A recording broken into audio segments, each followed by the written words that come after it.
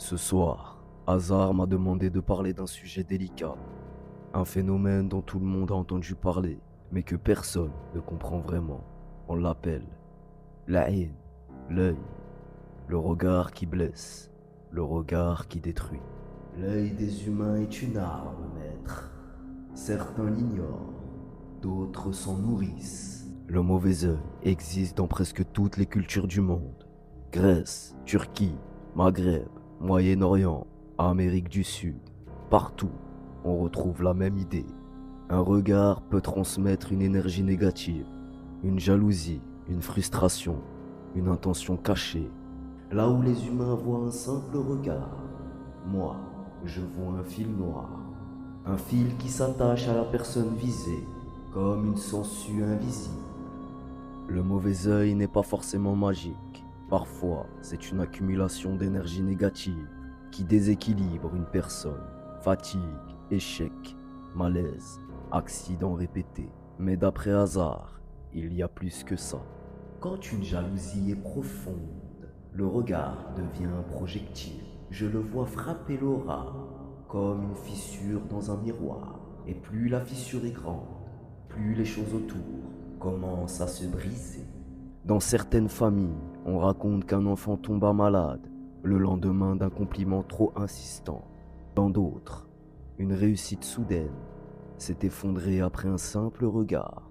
Certains témoignages parlent même de phénomènes étranges, objets qui tombent, plantes qui sèchent sans raison, animaux qui évitent une personne. Le mauvais œil laisse une trace, une brûlure énergétique, et parfois, cette brûlure attire des choses pires que l'envie humaine.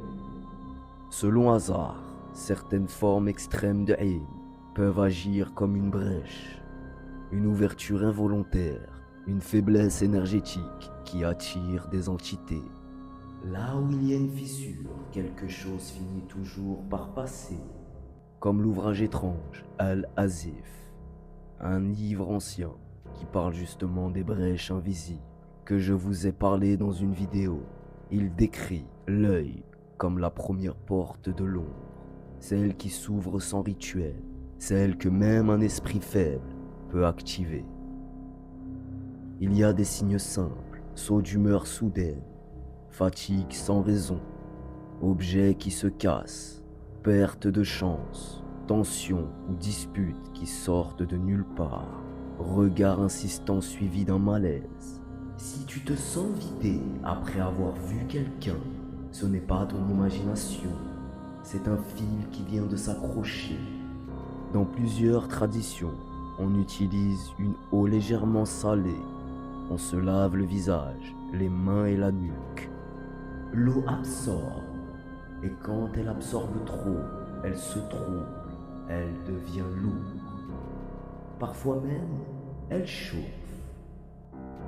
On retrouve plusieurs symboles liés à l'œil. L'œil bleu, la khamsa, les versets, les talismans. Ce ne sont pas seulement des objets, ce sont des barrières. Un symbole est une clé pour ouvrir et pour fermer, mais la porte, c'est ton intention. Le mauvais œil vient d'une personne, jalouse, envieuse ou frustrée.